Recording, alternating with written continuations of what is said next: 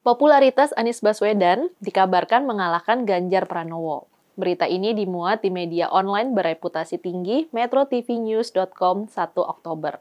Ini tentu saja mengejutkan. Anies dan Ganjar bersama Prabowo memang sedang bertarung memperebutkan kursi Presiden 2024. Selama ini berbagai survei nasional menunjukkan suara Anies selalu tertinggal di bawah Ganjar dan Prabowo. Jadi, kalau sekarang diberitakan Anies mengalahkan Ganjar, ini tentu saja berita yang besar. Metro TV News mengutip hasil survei indikator, yang adalah lembaga survei yang bukan abal-abal loh ya. Menurut indikator, popularitas Anies mencapai 88,7%, sementara popularitas Ganjar sebesar 88%. Yang tertinggi adalah Prabowo Subianto, yang popularitasnya mencapai 97,2%. Menurut Metro TV News, survei itu dilakukan pada 25 Agustus sampai 3 September 2023. Jadi, benar nggak sih Anies sekarang sudah menyalip Ganjar Pranowo?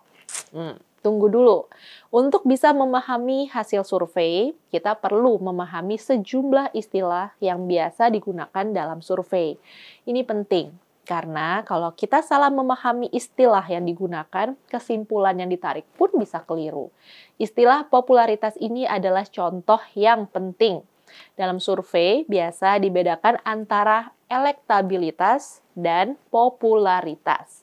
Elektabilitas diukur berdasarkan persentase responden yang menyatakan akan memilih seorang kandidat tertentu dalam Pilpres.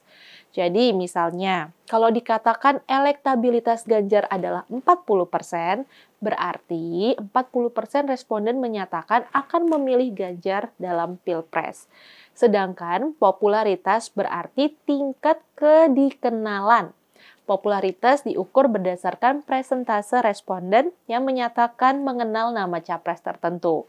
Jadi, kalau dikatakan popularitas Ganjar mencapai 88%, itu berarti 88%-nya itu yang menyatakan kenal dengan nama Ganjar. 12% lainnya nggak kenal dengan nama Ganjar. Kalau kita kembali ke hasil survei indikator, bisa dikatakan jumlah responden yang mengenal nama Ganjar dan Anies sebenarnya berimbang kok, sama-sama sekitar 88%. Yang paling tingkat tinggi kedikenalannya adalah memang Prabowo, karena dia memang sudah 2 kali menjadi capres sebelumnya.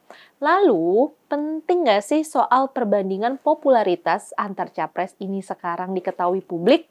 Rasanya sih informasi ini kurang relevan ya buat masyarakat. Yang menjadi pusat perhatian masyarakat adalah elektabilitas, bukan popularitas. Yang masyarakat ingin ketahui adalah siapa sih di antara ketiga capres yang memperoleh dukungan terbesar dari masyarakat. Dalam hal elektabilitas, hasil survei indikator menunjukkan kalau yang maju 3 capres, maka urutan tertingginya adalah Ganjar, Prabowo, dan Anies. Ganjar memperoleh dukungan 37,4, diikuti Pak Prabowo 33%, dan Anies 21,5%. Sementara kalau pada putaran kedua, pilihan mengerucut pada Ganjar dan Prabowo.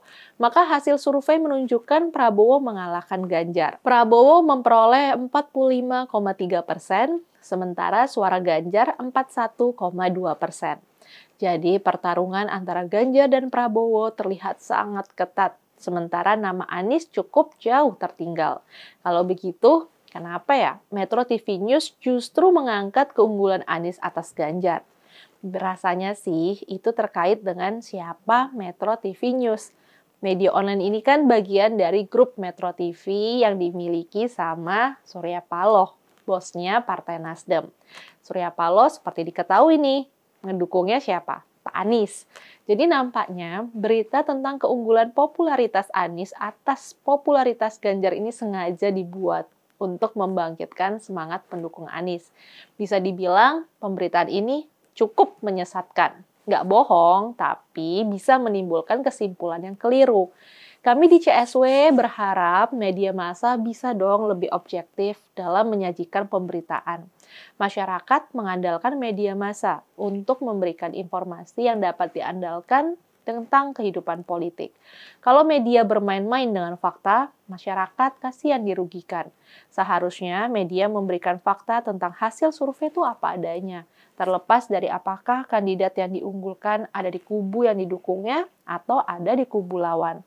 Kami berharap media, yuk jujur dong. Saya, Rizka Putri Abner, undur diri.